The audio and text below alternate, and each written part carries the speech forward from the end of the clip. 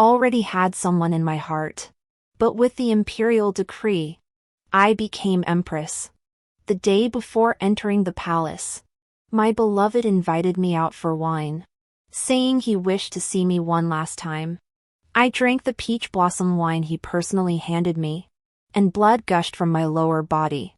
His face, once filled with deep affection, instantly twisted with disgust and hatred. Did you truly believe I loved you? Only when you can bear no more children will my Yuya become the most favored woman in the harem. The Yuya he spoke of was the given name of the current imperial consort. That wine was laced with pure safflower. I could never conceive again, and was left with a chronic bleeding disorder. After entering the palace, the emperor discovered my hidden ailment and flew into a rage. He immediately forced me to drink poisoned wine and slaughtered my entire Shin family for the crime of deceiving the sovereign. When I opened my eyes again, I found myself back on the day my beloved invited me to drink. The young man before me was strikingly handsome, with sharp brows and starry eyes. His sorrowful gaze fixed on me as he offered the cup of peach blossom drunkenness. Yun Shu, this peach blossom drunkenness, I brewed it especially for you. I had hoped to celebrate it at our betrothal banquet after my coming-of-age ceremony. But now it seems, once you enter the palace gates, it's like plunging into the depths of the sea, there will be no such opportunity. I froze, the concerned face before me overlapping with the one I remembered, filled with disgust. My heart skipped a beat, and my courage faltered. And that cup of wine in his hand? It was nothing less than a death sentence for me and the entire Shin clan. Suppressing nausea, I covered my mouth and nose with a handkerchief and spoke softly. Second young master Xia, since this wine was meant for our betrothal banquet, its loss is simply fate. I am now the empress destined by His Majesty. You must understand the need to avoid any appearance of impropriety. Then, I gave a subtle signal to Zizhu behind me.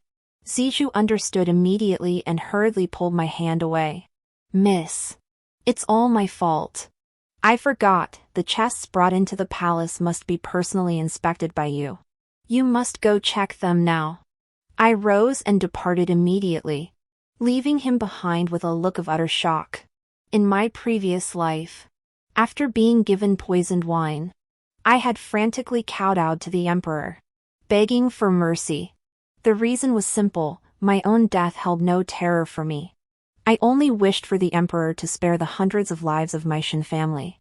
I kowtowed until my head bled, explaining over and over. I claimed I had eaten something wrong, which had caused my illness. But the emperor, seeing the bloodstains on my nightgown, declared I had lost my virtue before entering the palace, that my body was unclean. He was convinced my father had sent me to the palace to humiliate him. The emperor said he hated the chancellor's control over him. He was the son of heaven. When he was young, he naturally needed my father's assistance in governing. But now he was fully capable of ruling alone. My father had overstepped his bounds. So it turned out he had long harbored resentment toward my father, the chancellor. But if that was the case, why did he lavish praise upon my father before the court ministers, declaring the nation could not function a single day without the chancellor? Su Yueyao, standing beside him, covered her mouth and giggled, then poured fuel on the fire. This servant has heard that before entering the palace, Shin Yunshu had a handsome beloved. As for what transpired behind the scenes, Your Majesty, who can truly say? Thus, amidst the emperor's fury and the imperial consort's mockery, palace attendants forcibly pried open my mouth. A cup of poisoned wine forced down my throat. Pain tore at my hairpins. Sweat drenched my robes. And in agony, I died swiftly. My aunt, the Empress Dowager, arrived too late. By the time she reached the chamber, the emperor and consort had departed. Palace attendants were dragging my body out, intending to dump it in the mass grave by nightfall. Tears streaming down her face, she threw herself upon my body, wailing loudly, Yun Shu, you fool! How could you and your father so shamelessly disgrace the imperial family? People judge by actions, not intentions. Even if you cherished your beloved deeply, how could you commit such a foolish act of private exchange? Alas, I was already dead then, unable to clear my name.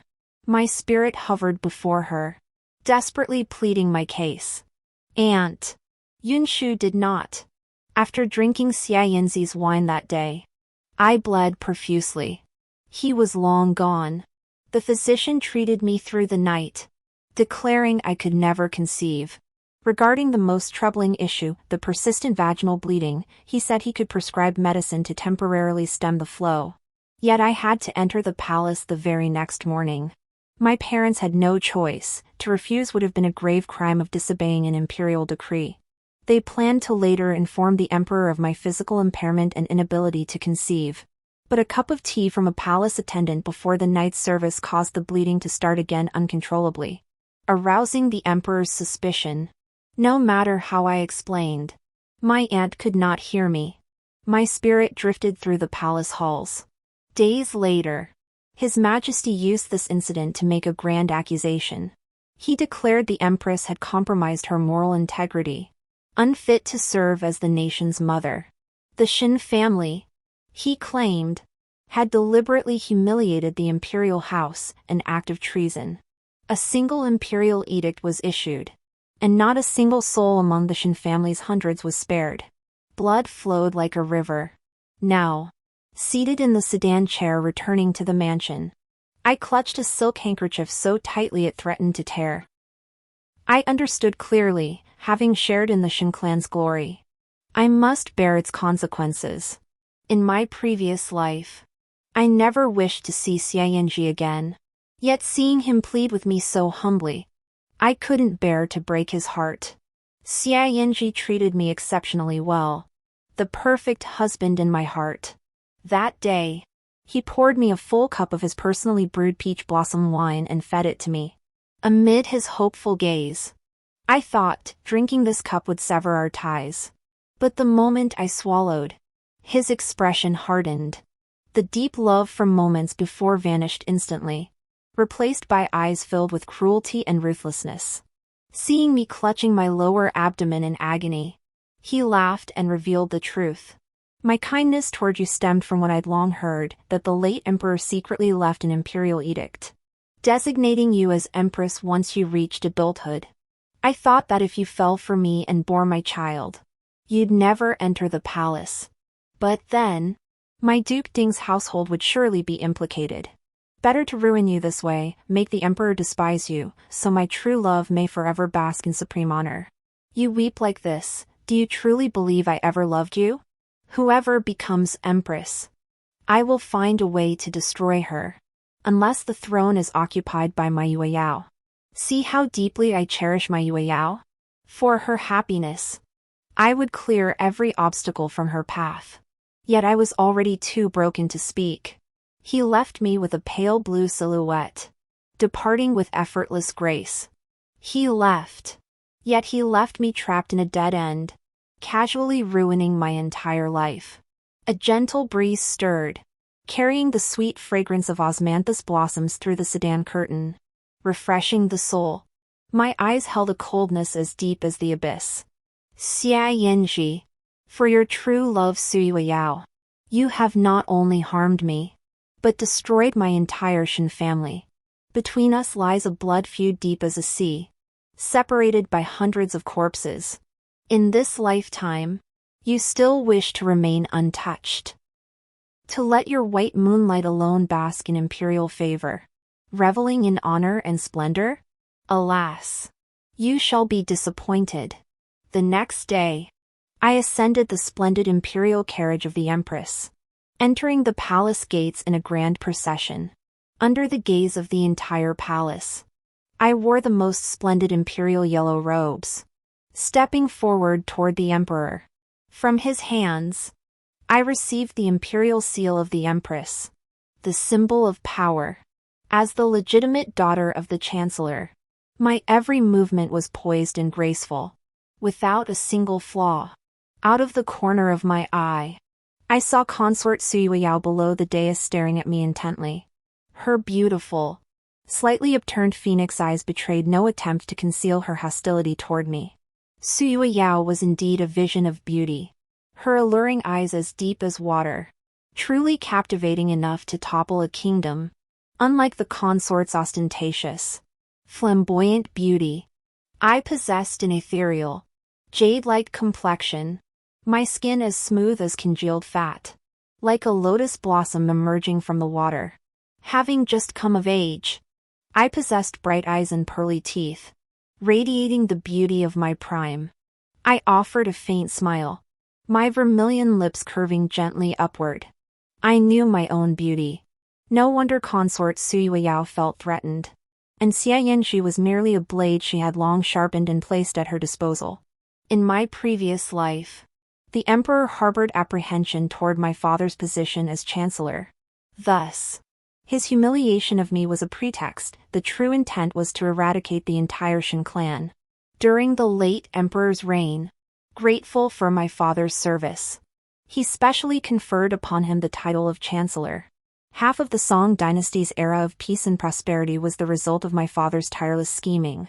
To preserve the Shen family's honor, the late emperor specifically left an imperial edict designating me as his son's empress. Even if I had remained unharmed, he would have found another reason to eliminate the Shen family. But I won't give the emperor that chance again.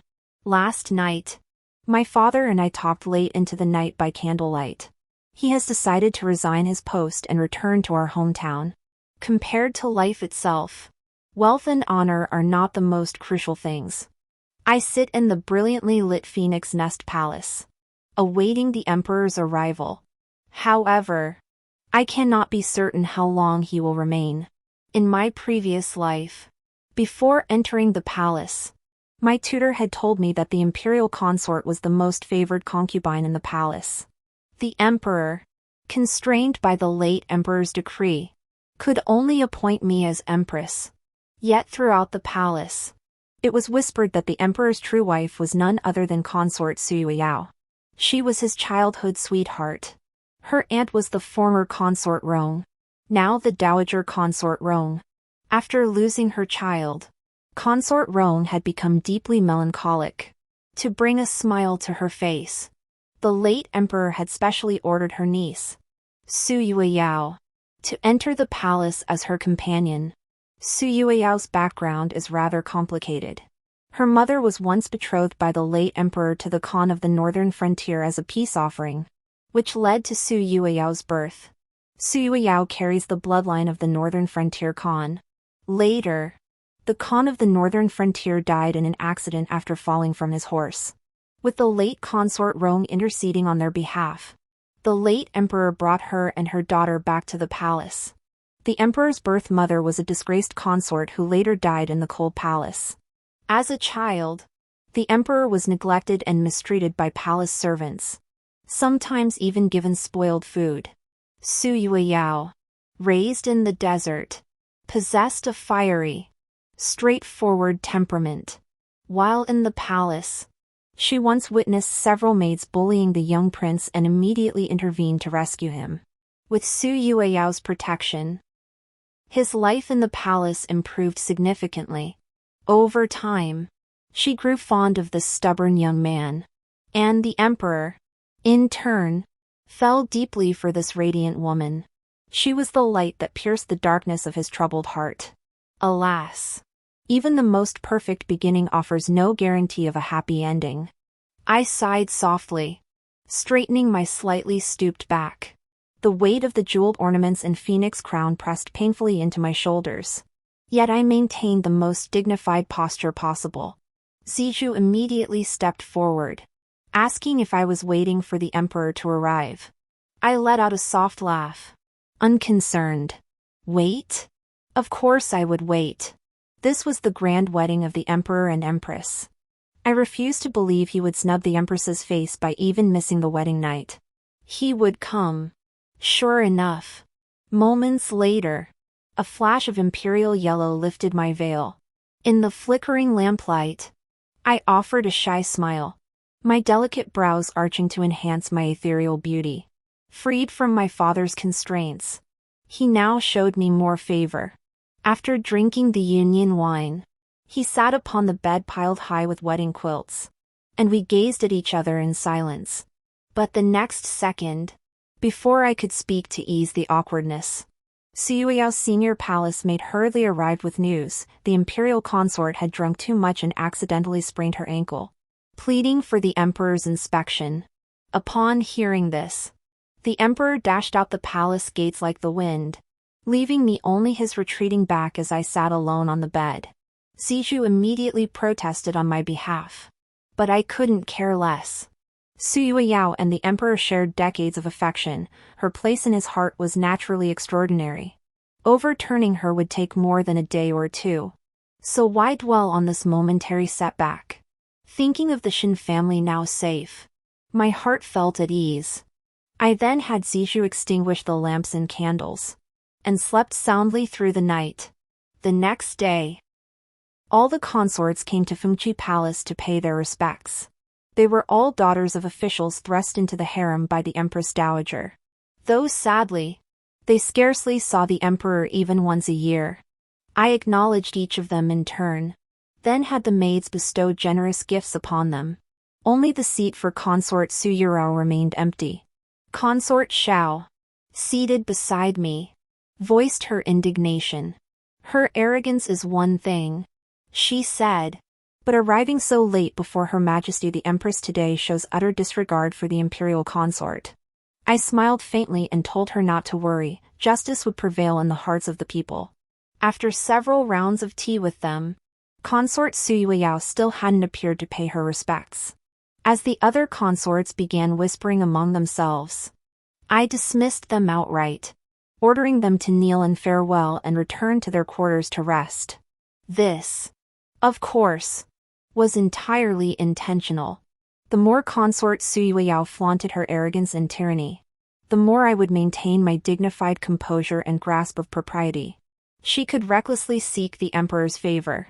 Alas, the imperial family is the most heartless of all. An emperor's affection can grant you splendor in a single day, yet strip you of your head in the next. Therefore, what I always sought was the most reliable power. Only power can endure forever. Rumors soon spread throughout the palace that the imperial consort, spoiled by favor, had even skipped the formal morning greetings to the empress. Upon hearing this, the Dowager Empress sent her personal attendant to visit me, bestowing various treasured gifts, pearls, gold, jade, and phoenix hairpins to soothe the grievances caused by the imperial consort. Even as empress, I bowed respectfully before the aunt who had served the Empress Dowager for decades. Of course, this gesture was meant for the Empress Dowager's aunt to see. Love is nothing if you can make someone ache for you. That is the highest form of open strategy. Sure enough, after the Empress Dowager's subtle warning, the emperor came to dine with me just days later. He explained that he'd panicked upon hearing the imperial consort had sprained her ankle that night, which was why he'd left me waiting all evening. I shook my head, signaling he needn't dwell on it, then gently placed a piece of chicken with chestnuts onto his chopsticks. Looking up at him, I offered a radiant smile. I clearly saw him lose himself for a moment, a flicker of astonishment and admiration in his eyes. It was only natural. After my rebirth, I had practiced the smile countless times. Whenever the emperor was absent, I would stand before the bronze mirror, searching for the most flattering angle to perfect the most captivating smile. Today, I wore simple, plain-colored clothes, appearing even more pure and charming, evoking pity and affection. They say spring rain nourishes silently a person's heart. Exposed to such pervasive, meticulous attention, would eventually surrender.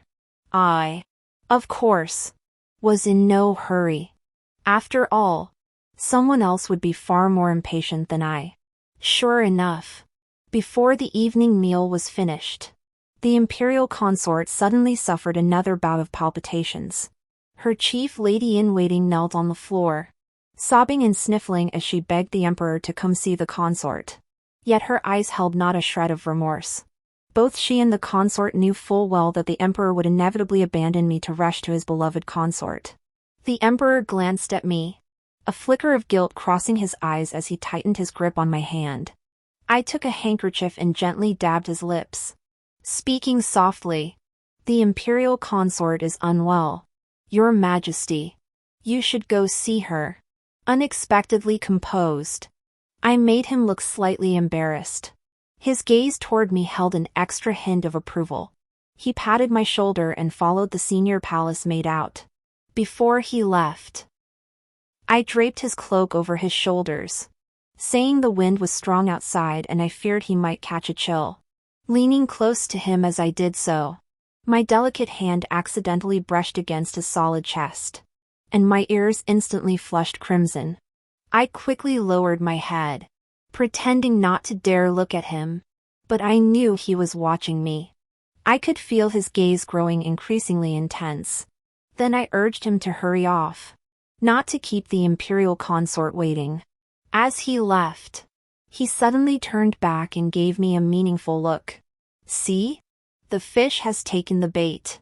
After the emperor visited consort Su Yueyao's palace, he didn't return to Fengqi Palace for nearly half a month. And consort Su Yueyao never came to pay her respects either. When the other consorts came to greet me, their eyes held hurt, pity, and wonder. Naturally, some also watched me with schadenfreude. Yet I simply cracked melon seeds with them, chatted about family matters, and even joined them in admiring flowers during idle moments. Gazing at the vibrant blooms in the imperial garden, I softly recited a verse, flowers never bloom for 100 days. If flowers are thus, how much more so for people? My calm and composed demeanor, however, earned me the Empress Dowager's deep admiration. In her eyes, I was not only her niece by marriage but also a queen consort who seldom succumbed to jealousy, one who could even get along with all the other consorts. Faced with the stubborn consort Ing, I never quarreled with her. When I heard she suffered from palpitations, I even had the imperial physician examine her several times, even though the entire harem knew she was faking it. Thus, Her Majesty the Empress Dowager, my aunt, grew ever more fond of me. When I paid my respects at her palace a few days ago, she clasped my hands tightly, repeatedly praising the late emperor for his foresight.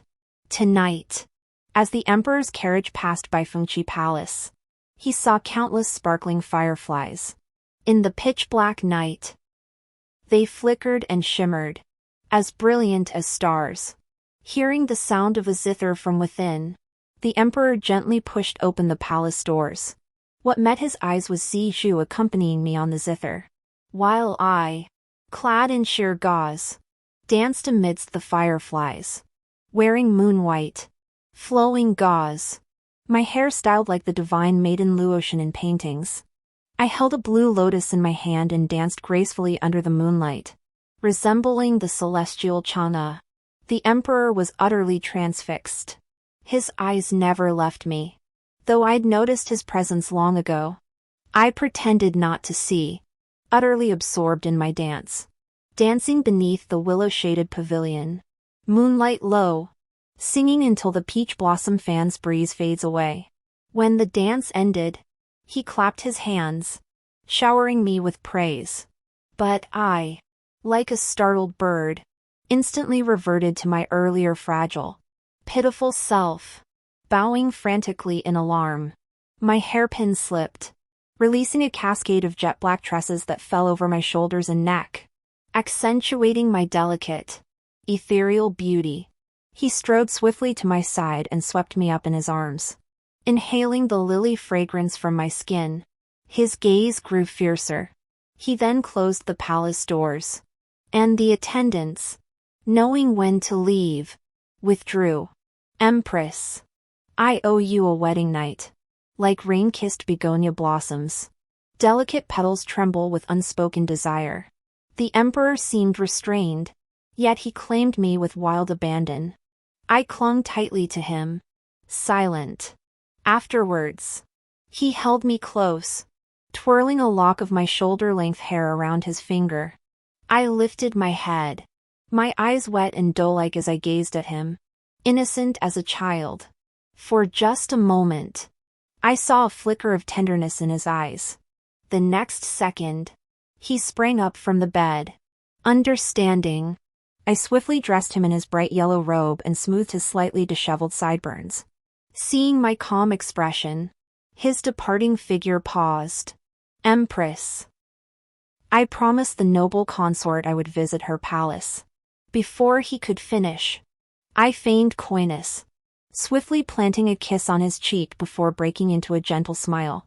Your Majesty is the wise ruler of the realm, and all its people are your subjects. As Empress, I understand the duty of supporting your Majesty. Maintaining harmony within the palace is my duty, and I dare not forget my responsibilities. Then I clasped his hand tightly. In the flickering candlelight, I looked like a fairy from a painting. With me, your Majesty may always do as you please. I will always obey you. You need not worry. Go see the imperial consort now. Seeing my understanding nature, a flicker of emotion touched His Majesty's face before he departed the Phoenix Nest Palace. Yet even the most beautiful flower, viewed daily, will eventually grow tiresome. And after gazing long upon the alluring peony, the pure and lovely white orchid holds greater charm. His Majesty's visits to my palace grew ever more frequent. Each time, I would wrap his subtle anger in trembling tenderness. When he arrived, his face often bore a trace of melancholy. Yet each time he departed, it was etched with satisfaction and contentment. You see, to capture a man's heart, tenderness is always the ultimate weapon. How else could it be said that the blade of gentleness cuts through the very soul? The imperial consort gradually noticed that His Majesty grew increasingly unable to perform his duties between the sheets. Indeed, though the emperor never stayed overnight when he visited me, I always found ways to exhaust him completely. As astute as the imperial consort was, how could she fail to notice the signs? She, who had never once glanced at the records of the Office of Imperial Attendants, now ordered them brought directly to her for personal inspection. Seeing the name Shinyunshu written over and over again, her fury ignited. With her fiery temper, how could she conceal her displeasure? Soon, word spread that during the emperor and consort's luncheon, they first bickered, then erupted into a full-blown quarrel. When Zijou reported this to me, her face beamed with delight.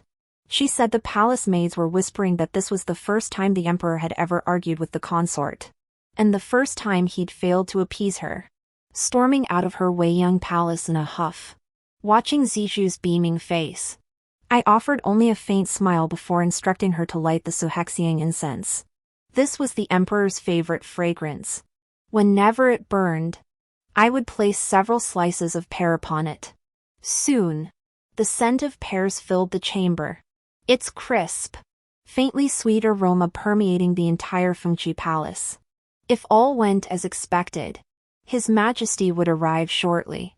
But before the emperor could come, the imperial consort arrived first. Her attendants rudely pushed open the Phoenix resting palace doors while I was dressing.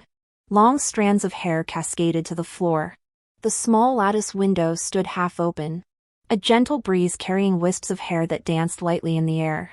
Dressed in moonlit gauze, barefoot, I looked like a painting. She stared at me, her eyes filled with jealousy and fury, her hands trembling slightly. I didn't ask her to bow. Instead, I walked barefoot past her and began preparing the lychees the emperor loved. I gently picked up plump lychees one by one. Peeling them revealed perfectly round, translucent flesh that was truly delightful. But the next moment, the entire tray of freshly peeled lychees was shoved to the floor, scattering everywhere. I panicked instantly, my heart aching as I knelt down to pick them up one by one. The Empress, kneeling to pick up lychees? Naturally, It was intentional. The palace attendants nearby had long been restrained by the imperial consort's maids. They kept their heads bowed, unable to bear witness to my humiliation. Kneeling barefoot on the ground, my outer robe slipped down, revealing my delicate collarbone and the unspeakable bruise on my neck. Suyao saw it and instantly flew into a rage. She lunged forward, her eyes bloodshot as she grabbed my throat. I just stared at her, tears of terror streaming down my face, unable to utter a word. She laughed bitterly at my cowering, then grew even more vicious. Humph. Stop pretending. I detest such hypocritical little vixens. What are you playing at, innocence, to win the emperor's favor? What does being empress matter? You're merely his passing fancy. He swore to be united as mandarin fish. Death holds no fear, to be mated mandarin ducks. We'd envy no immortals. He vowed to love only me this lifetime. I'll see who can protect you today without Song Huijin here. The next instant, a palm struck my face. 5 stark fingerprints instantly marred my snow-white skin. All the palace attendants froze, holding their breath in terror. Intruding into the Empress's chambers was one thing, but to actually strike the Empress. This wasn't mere arrogance, it was a crime punishable by extermination of 9 generations. The next slap was about to land. I clenched my eyes shut. But inside, I was counting down the seconds. Almost there. Almost. Sure enough, a pair of hands stopped her. A flash of bright yellow before my eyes seized her wrist tightly. His face clearly showing 7 parts anger. Consort. She is my empress. How dare you overstep your bounds? The imperial consort glared at the emperor, yet saw his unwavering resolve to protect me. A single tear suddenly fell, and she slowly backed down. She released her grip, turned away as if wilted, her earlier vigor and spirit vanishing abruptly. The emperor looked at me, anxiously cupping my face, asking if I was badly hurt. I threw myself into his embrace, large tears splashing onto his face as I bit down hard on my lower lip. Finally, clutching his robe, I called out softly, my voice trembling with tears. Song brother. Sure enough, I felt a sudden flutter somewhere within him. His gaze, once filled with tenderness, now held a hint of desire. The imperial consort, hearing me call the emperor brother Song, flared up again instantly, her composure shattered. Without a second thought, she smashed every jewel and artifact in my palace chamber. The precious calligraphy and paintings the emperor had painstakingly gathered for me were torn to shreds in mere moments. Before the emperor and the others could react, she left Fengqi Palace in a whirlwind, leaving behind the words, Song Huajin, you can only be mine. As for me, clutching a tray of lychees I'd gathered from the floor, I knelt barefoot at his feet, tears welling from heartache. Brother Song, it's all Yunshu's fault. I couldn't even protect your favorite lychees. He sighed, ruffled my hair, then lifted me up while sighing helplessly. You silly little thing. You truly break my heart. You are the esteemed empress of the central palace. How could you be struck by the noble consort? Such profound injustice, would you have endured it alone had I not been present? I gazed at him, burying my face tightly against his chest before murmuring timidly. Yunshu only knows that sister is the apple of brother Song's eye. So even in the deepest sorrow, I would never wish to place brother in a difficult position. Brother Song, please don't take this out on sister. Okay? I knew what he truly desired was the submission of all. Even if the radiant consort Gui had once been the light in his heart. But now he was the emperor of this realm. He would never tolerate a woman challenging his authority. Sure enough, his brows softened slightly, and his gaze upon me was gentle as a pool of water. When will the consort be as sensible as Yunshu? He laid me upon the bed, caressing my swollen cheek as he held me close. Then, pulling aside the beaded curtain, He pressed an eager kiss to my lips. Yunshu, will you bear me a child? Of course. I would never bear him a child.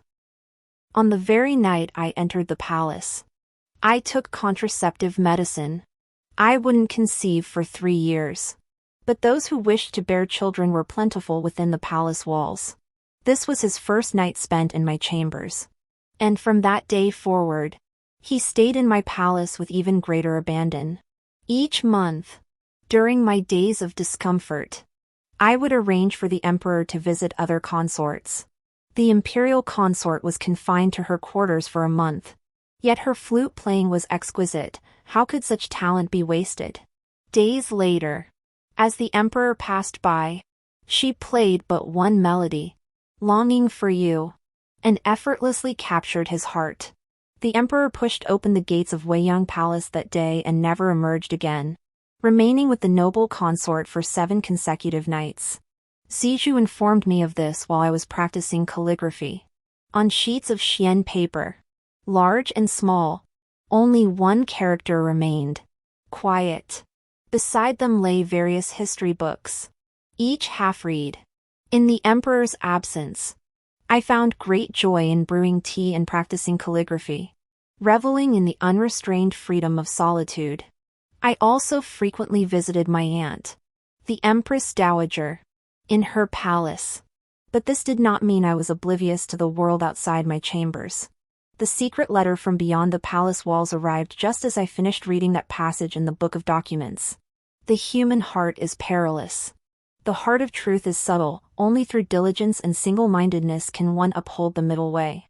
No sooner had I tossed the secret letter into the brazier, watching it turn to ash, than consort Suyueyao arrived with the emperor and other consorts in tow.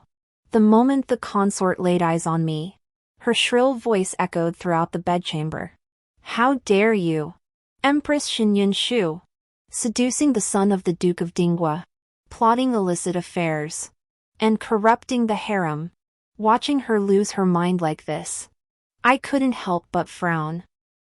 That Xiayenji fellow, before I could even decide how to deal with him, he'd already lost his composure. Or rather, the imperial consort was afraid for the first time. She was terrified. Terrified that someone might truly steal the emperor's favor. So she panicked. She panicked so much that even sacrificing Xiayenji, who loved her most, was necessary to eliminate me. I smiled faintly, tilting my head playfully as I looked at the emperor. Brother Song, what is the imperial consort saying?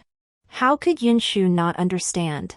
Does Brother Song not know who Yunshu loves most in her heart? Song Huijin's eyes darkened, as if he wanted to say something. But Su Yueyao, quick-witted as ever, cut him off. The Empress, with all her dignity, has no shame. She dares to plan secret trysts with her former lover. Were it not for the unwavering loyalty of the second young master of the Dingwa Duke's household, would not the entire harem have been thrown into chaos by you alone? Your Majesty, I, Su Yueyao, may be a bit headstrong, but my heart for you is as clear as heaven and earth can attest. Unlike certain individuals who feign innocence and purity while secretly seducing the emperor's ministers, shameless and wicked. Zizhu flushed crimson with urgency, wanting to speak for me, but I motioned for her to step back.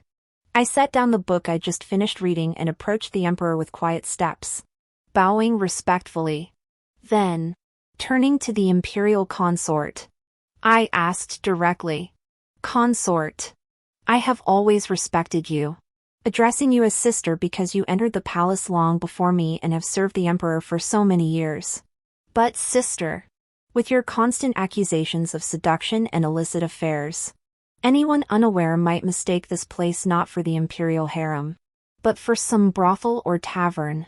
Sister, if you accuse this palace of conspiring with outsiders, where is your evidence? A trace of smugness flashed in Suyu's eyes before she signaled a servant to present a letter. It was handwritten by Xiayenji, stating that yesterday, immediately after he entered the palace to see His Majesty, I sent someone to invite him to the lake island for a reunion. Upon hearing this, he was utterly terrified and hastily informed the emperor. I stared at this paper, unable to stop laughing, as if witnessing the most absurd farce imaginable. The imperial consort frowned, as though observing a fool. She then impatiently clapped her hands. An unfamiliar young palace maid hurriedly knelt, crying out in protest.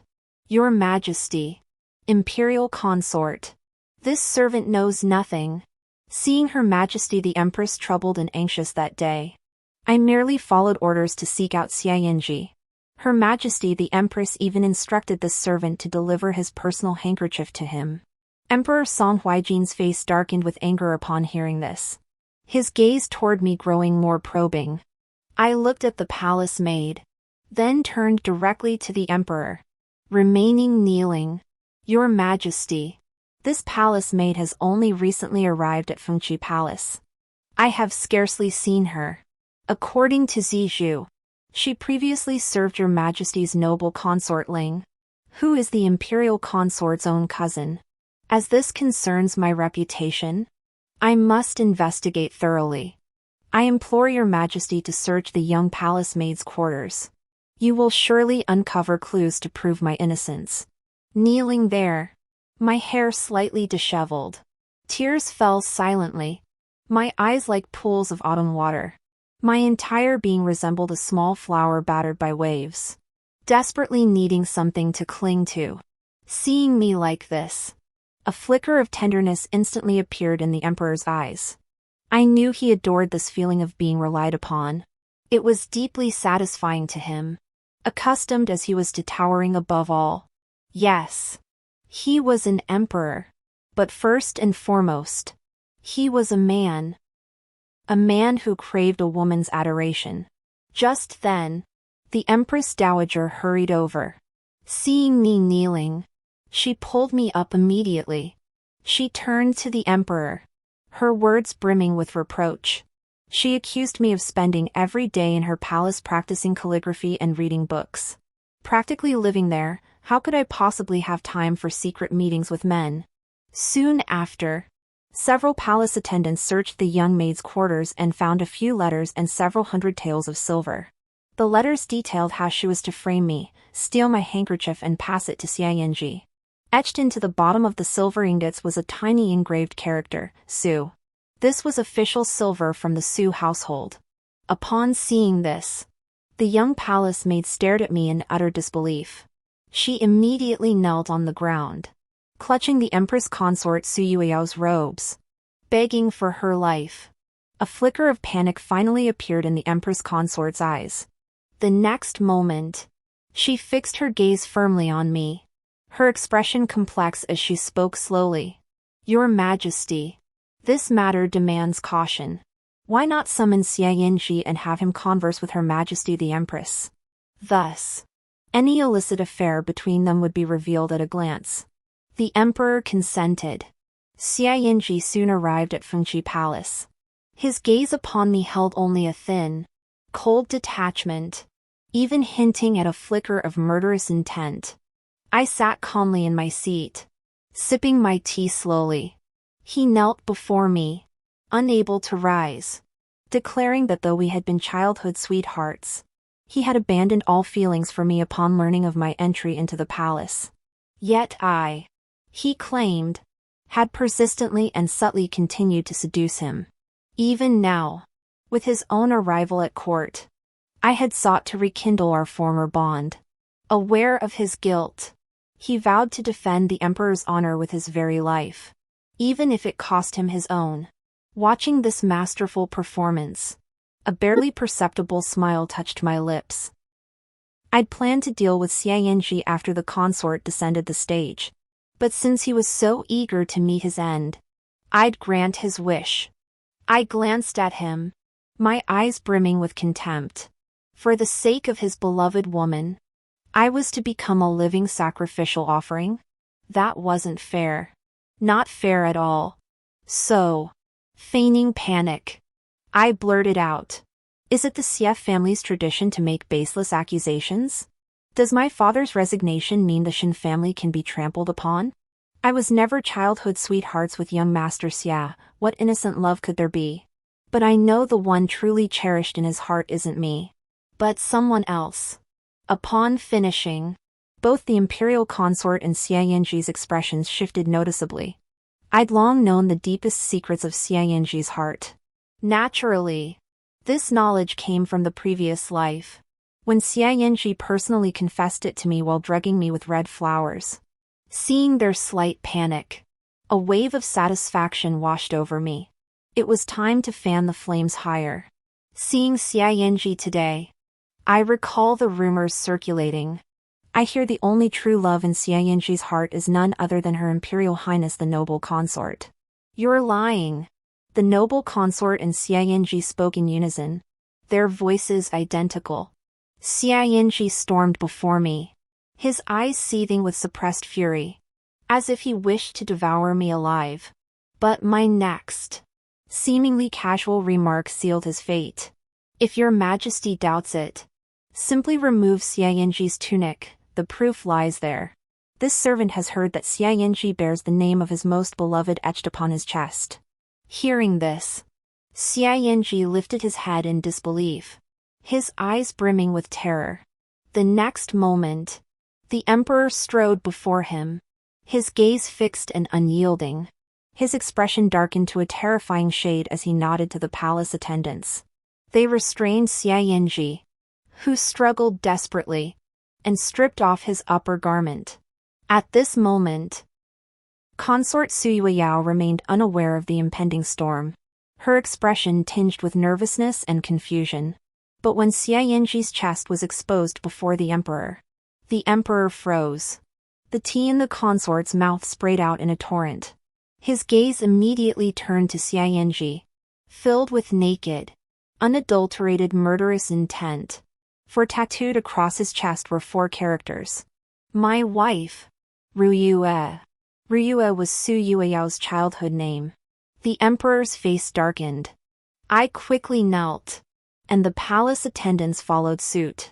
The emperor picked up a dagger nearby and walked unhurriedly toward the imperial consort.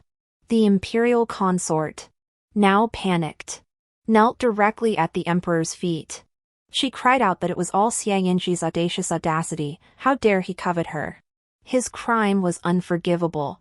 The emperor lifted the imperial consort's face, stroking it gently, yet his eyes held none of their former affection. He tossed aside the dagger, his words icy. Kill him. I shall believe in your innocence. The entire hall fell deathly silent.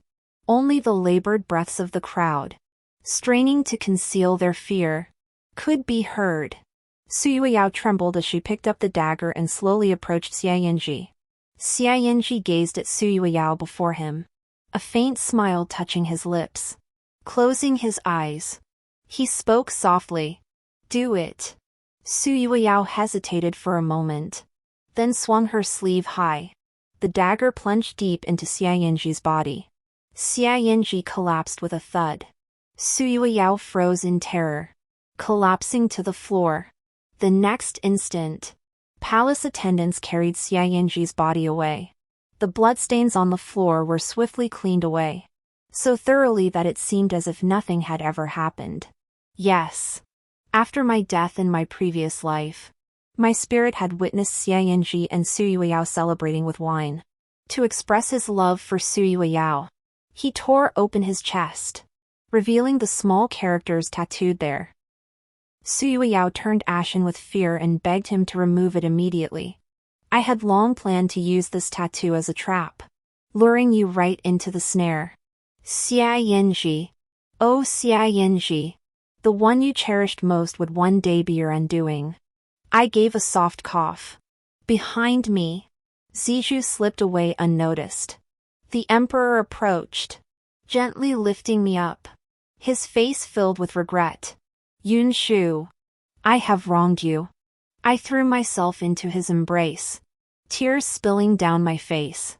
My eyes flickered toward Suyueyao, who stood dazed and defeated. A faint smile touched my lips as I spoke softly. Your Majesty is a wise ruler. I know you will clear my name. Therefore, I feel no wrong. Watching the tender exchange between the emperor and me, the imperial consort's face darkened instantly. Suddenly, she seemed like a wilted flower to me. Her exterior might still be radiant, but inside, she had long since rotted. The imperial consort was confined to her quarters once more. Only this time, it wasn't for a month. She was barred from leaving without an imperial decree. The emperor slept in my palace every night, and I burned that Suhexiang incense daily, which he found most agreeable. I removed his hairpin for him and massaged the pressure points on his head.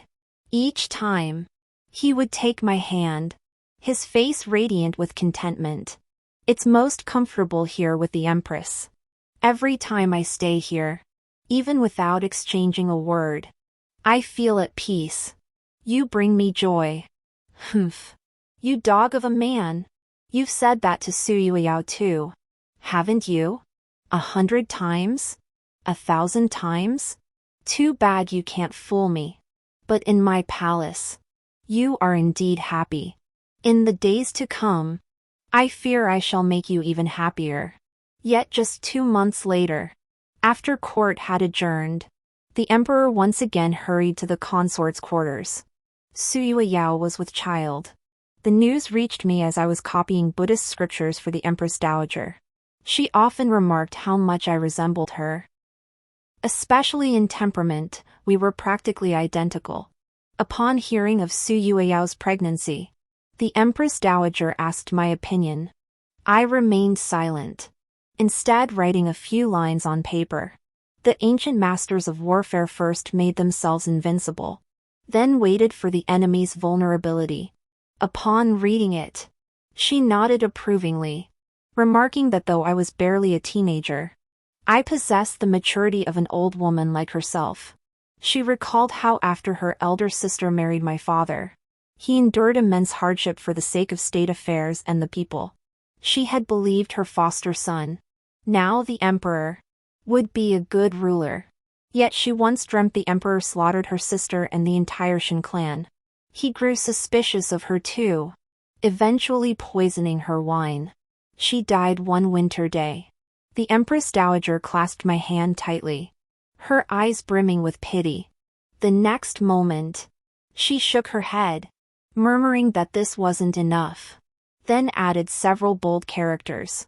Opportunities are fleeting, once lost. They never return. I met her calm gaze and knew the time had come. After casting the net for so long, it was finally time to haul in the catch. The imperial consort's child could not be saved. The court physician diagnosed it as stagnant qi in the heart, causing unstable pulses and extreme susceptibility to miscarriage.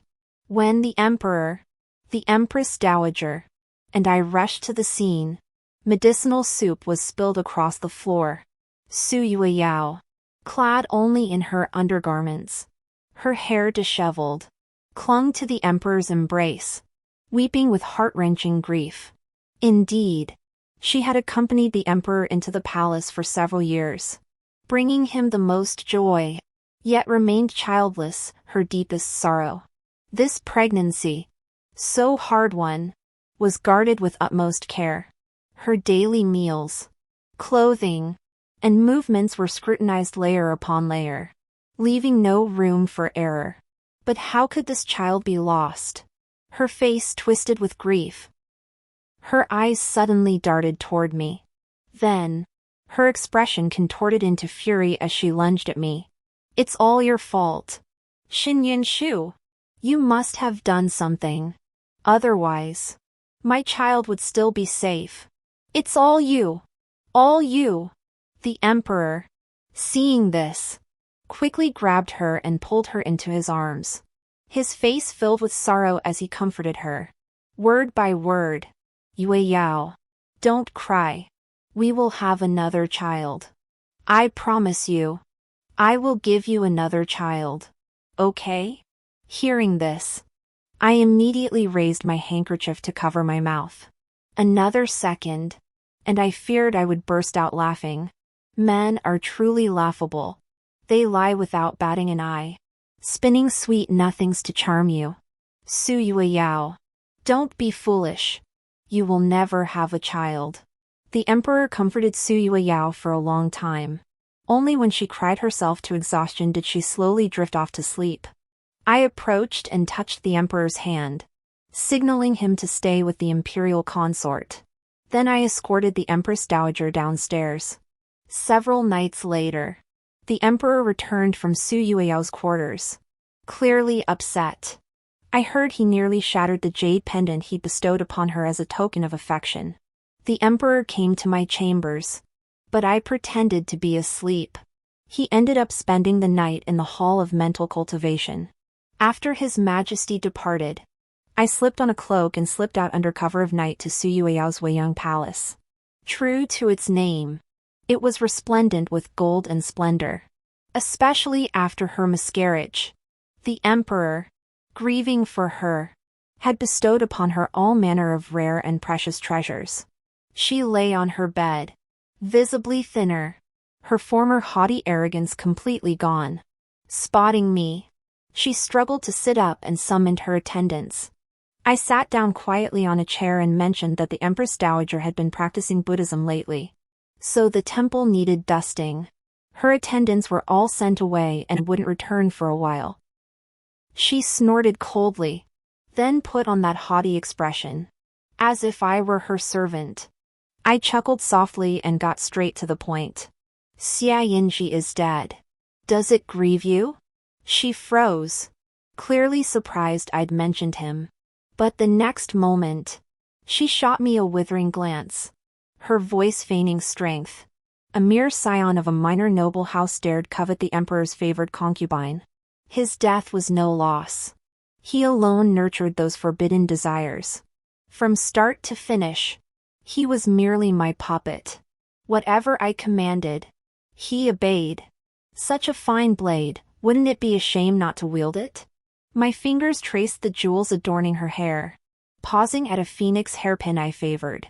This nine-tailed phoenix pin was exquisitely ornate, and I was quite taken with it. The next moment, I plucked it from her hair and pinned it into my own chignon. What a pity! If Xia Yinji knew in the afterlife that the woman he loved his entire life had killed him with her own hands, then spun such tales about him after his death, I wonder what he would think. Speaking of which, I still feel sorry for him. But today, I'm not here to speak of Xia Yinji. I picked up the bronze mirror beside me, admiring the phoenix hairpin with delighted murmurs. Truly, a fine hairpin deserves a beauty to match. Don't you agree, sister? Before Su Yao could speak, I continued on my own. I came today because I pity you, sister, and wish to tell you some truths. Sister, your most beloved emperor deceived you. You will never have children. Never. The words barely left my lips before the room fell silent, broken only by the crackling of charcoal in the brazier. The palace hall was eerily quiet. The next second, she lunged at me, but I dodged her effortlessly. Her face was pale, her body trembling. She tried to sound composed, but panic was evident. Xin Yunshu, what do you mean? How dare you curse this palace? I smiled faintly and spoke plainly. Sister, what are you saying? How could Yunshu dare curse you? I'm merely telling the truth. Your father was once the Khan of the Great Desert, commanding countless armies. Though he is dead, half your blood is that of the desert people. Have you not heard the saying, those not of our kind harbor different hearts? Should you bear a child, who can guarantee the desert people won't harbor ill intentions? If they were to proclaim your child emperor, fighting for the interests of the northern frontier, how could His Majesty ever permit it?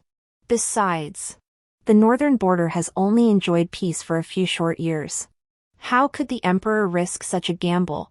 Therefore, the emperor can shower you with boundless favor, but he can never give you a child. Yet, sister, how can you fail to see the truth of the saying, when the fire is at its hottest, the oil boils over? His Majesty's mind is so meticulous. The fertility-enhancing decoctions you drink daily are, in truth, contraceptive potions. But sister will never know the truth about those potions. Just as you consult the finest imperial physicians daily, yet they cannot uncover the truth. For the entire Imperial Medical Academy has only one master, His Majesty. Suyue Yao suddenly lunged at me, her hands digging into my shoulders. Her eyes, however, were filled with doubt and panic. It can't be. You're the one stirring up trouble. You wretch. After all these years of affection between me and the Emperor, he wouldn't treat me this way. He absolutely wouldn't. I only wanted a child from him. Seeing me stand motionless under her grip, she suddenly let go, her eyes seeming to drift into memory. When I entered the palace to accompany my aunt, I witnessed the Emperor being bullied constantly. Though frail and small, his eyes shone brightly. Even when faced with the torment of servants, his back remained straight and proud. I couldn't stand it. So I exacted fierce revenge on every single one who had wronged him. Only then did his days in the palace begin to improve. He promised that once he became emperor, I would be his sole empress. Not only that, he vowed to make me the most favored empress in history, showering me with supreme affection. I would be his one and only woman. At first, I naturally didn't believe him. But when he spoke, his gaze held such profound devotion, as if etched for eternity. I willingly aided him. He craved the throne, so I persuaded my aunt, Consort Rome, to switch allegiances. I schemed relentlessly to win over ministers for him, enabling his narrow victory and claim to the throne. Then she turned, drained of all vitality, shuffling step by step toward the bed. The bond between him and me, forged over so many years, how could a lowly woman like you possibly understand? He said an imperial decree barred me from becoming empress. But he could give me his one true love. I never cared about being some damn empress, all I wanted was his love. All of it. But after you arrived, everything changed. I could feel his heart drifting away from me. That day, he nearly smashed that jade pendant, the token of our love, treasured for so many years. He picked it up, ready to shatter it. He seemed to forget that while anything else could be smashed, that jade pendant must never be broken. Perhaps the palace holds too many treasures, he's grown accustomed to them all and forgotten what truly matters. Or maybe, with so many women in the palace, he's gradually forgotten who it was who stood by him from nothingness to the pinnacle of power. She sat lightly upon the bed, and when she lifted her eyes again, they were already brimming with tears. Watching her, I recalled my past life after death. When my spirit saw her writing to Xiang, the letter praised him for doing well. It mentioned how my father and the Rome imperial consort's faction had long been at odds. After the emperor's reign stabilized, his political views clashed even more sharply with my father's. My father advocated benevolent governance, but the emperor dismissed it as weak-minded compassion. Thus, the emperor had long sought to eliminate my father. Now, by eliminating my Shin clan, they were not only relieving her aunt's worries but also the emperor's. Heh. Always for her emperor. So in my previous life, did the hundreds of members of my Shin family deserve to have their blood run like rivers? Then, I leaned close and whispered softly into her ear. Do you know why you became pregnant? It was because I had someone secretly swap your medicinal soup. And why did your child vanish so suddenly? Because the emperor fed you pregnancy-sustaining medicine laced with safflower. Though your mother was Han, foreign blood runs through your veins. Did you truly believe the emperor would risk his throne by bearing a child with someone of another race? See? Such a simple truth. Yet you couldn't grasp it. Couldn't fathom it. Or perhaps you knew deep down, yet chose to gamble anyway, to test your standing in his heart. Now you know, the emperor doesn't love you as much as you imagined. He loves no one. He loves only himself. Hearing this, She stared at me in disbelief, her eyes filled with horror. Then, clutching her head, she screamed loudly, weeping and laughing like a madwoman. Her voice was shrill, like a vengeful ghost. You see, no matter how much you love someone, you should never treat another's life as worthless chaff or a tool for flattery. She loved the emperor too much, to the point of losing herself. Now that she knew the truth, her fiery nature could no longer bear to feign affection for the emperor. Her time had passed. I plucked the phoenix hairpin from my bun and tossed it beside her, slipping away silently. I knew those with overly rigid natures never lived long, and what I excelled at most was killing with words. Suyue Yao was dead. The very night I left, she set herself ablaze in Weiyang Palace. They say the blaze at Weiyang Palace raged for a full day and night, reducing her remains to charred ashes. When palace attendants carried out her body, her charred hands still clutched the jade pendant, the token of her love with the emperor. When the emperor came to my quarters, his face was grim. He held me tightly, his voice breaking. Then he looked at me and asked if he had made a mistake. My heart ached for him. I kissed him and whispered, "Your Majesty is the Son of Heaven.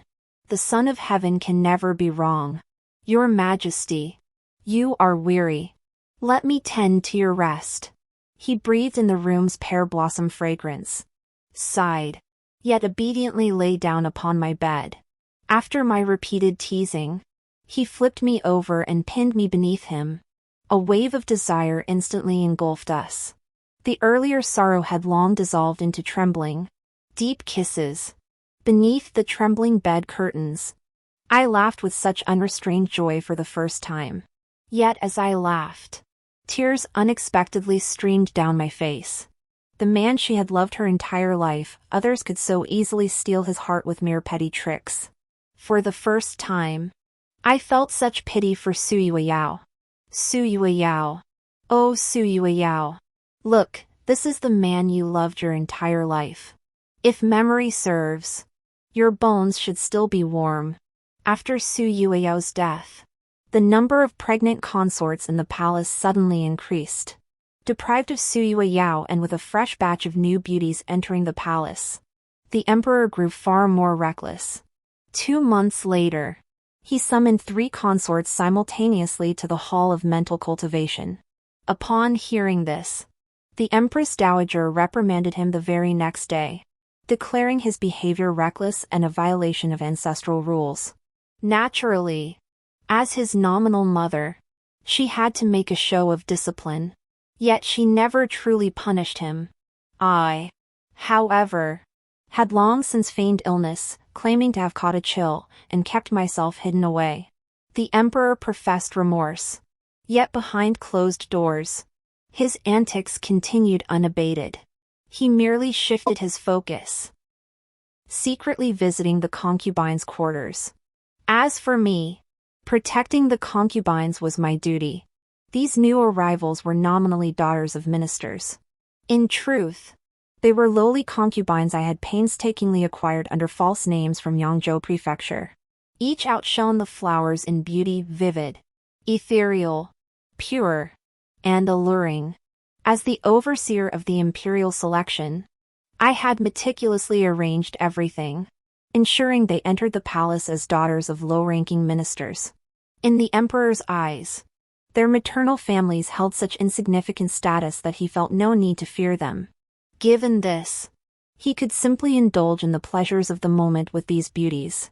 Their purpose, however, was to deplete the emperor's vitality through every conceivable means, unfettered by reason or loyal ministers. The fervor he once possessed as a prince gradually eroded within the embrace of these soft, fragrant beauties. They say dying beneath the peony blossoms makes one a ghost of unparalleled charm. Song Huajin. Did you like the grand gift I gave you? Half a year passed swiftly, and the palace welcomed 2 new princesses and a prince, a rare cause for great celebration. The emaciated emperor was overjoyed and immediately named the prince crown prince. Yet his life had long been hollowed out by the relentless erosion of musk incense and carnal indulgence. in every batch of styrax resin delivered by the imperial physicians. I secretly added a potent, drowsy-inducing spice. Over time, it inevitably clouded his senses, deepening his craving for wine and women, and the pear fragrance he cherished most conveniently masked the scent of that spice. That's why, before, he grew ever more fond of visiting me, ever more enamored with my embrace. Under the diligent care of several emaciated concubines, the emperor soon began drinking dear blood wine. He even had the imperial physicians secretly prescribe potent elixirs to bolster his vitality. 2 months later, the emperor collapsed and died immediately after rising from a concubine. After examining him, the physicians shook their heads in unison, declaring there was no hope of saving him. I kept vigil by his bedside, feeding him bowl after bowl of medicinal broth, alongside the other palace consorts. I feigned tears streaming down my cheeks. Now that a crown prince had been chosen, Song Huijin, there was no place left for him. That night, I dismissed all the other consorts and fed him his final bowl of medicinal broth. He looked at me, smiled, and drank it down. But the very next moment, he clutched my hand tightly. It was a potent, highly nourishing concoction, but his body, already weakened beyond repair, couldn't endure it. He clutched my hand with deathly force. My eyes turned crimson as I glared at him. Song Huijin, not a single soul in the harem ever loved you. The one who loved you most is dead, she set herself ablaze, burning herself to ashes. Song Huijin, you are cold-hearted by nature. Everyone who ever supported you, you turned your blade against them in the end. This is your retribution. In my past life, you slaughtered hundreds of my Shin clan members on trumped-up charges. This lifetime, I shall take charge of your empire for you.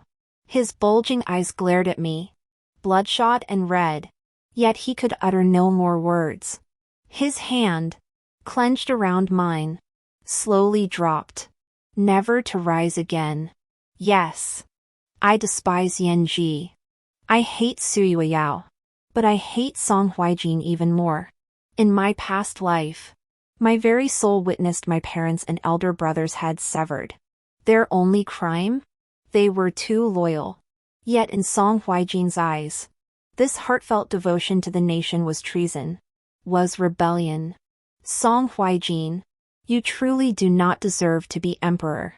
9 tolls of the funeral bell sounded.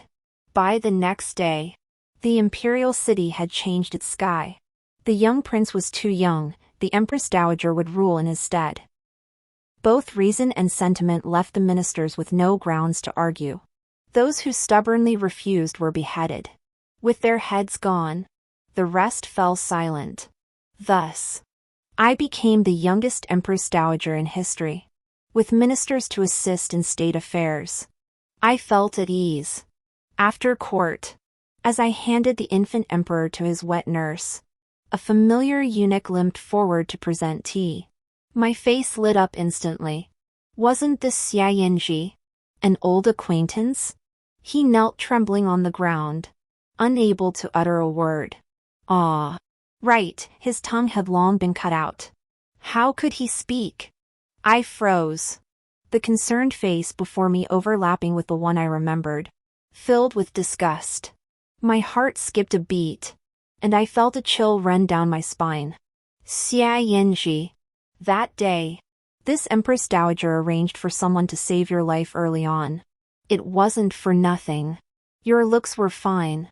So I sold you straight into the Nanfeng Pavilion. I hear you were quite popular with the noble young masters there. What a pity. You actually tried to escape. Each time you ran, they broke your bones. They nearly beat you to death. But once again, I saved you. Now I've cut off your line of descendants and arranged for you to enter the palace. See? What good fortune you have. Yet death cannot be avoided, nor punishment escaped. I recall a eunuch in Su Yuiao's quarters who also favored handsome young attendants. I've specially transferred him to Shokong Palace. He'll treat you well. From now on, you shall serve him. With that, a sleazy-looking eunuch beside her hastily knelt to express gratitude. I nodded. The eunuch immediately dragged Xianji away, retreating like he was hauling a dog. Soon after, a piercing scream erupted from the servants' quarters, startling several birds into flight. Sipping my tea, I casually rewarded the palace maid and eunuch who served it with a handful of gold melon seeds. The reason was simple: today's tea was exceptionally sweet and fragrant. The end.